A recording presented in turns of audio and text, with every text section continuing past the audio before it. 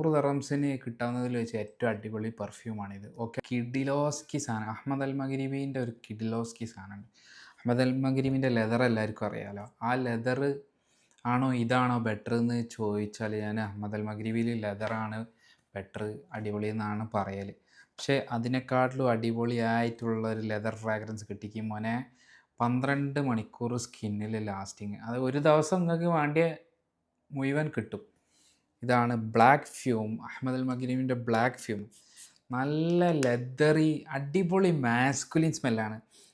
അതും ഇതും തമ്മിലുള്ള ഡിഫറൻസ് എന്താ വെച്ചാൽ, ഇതിൽ സ്റ്റാർട്ടിങ്ങിലൊരു ഫ്രൂട്ട് റാസ്ബെറി ആണ് തോന്നുന്നത്, റാസ്ബെറീൻ്റെ ഒരു സ്വീറ്റ്നെസ് ഉണ്ട്. പിന്നെ ലെതർ, അതാണ് കാര്യമായിട്ട് ഇതിൻ്റെ സ്മെല്ല്. പ്രൊജക്ഷൻ്റെ കാര്യം പിന്നെ എനിക്കെന്താ പറയേണ്ടതെന്ന് അറിയില്ല. എനിക്ക് ഇത് ഒരു 4-5 മണിക്കൂർ കഴിഞ്ഞപ്പോഴും ഇതിൻ്റെ ആ പ്രൊജക്ഷൻ എനിക്ക് കിട്ടിയിട്ടുണ്ട്.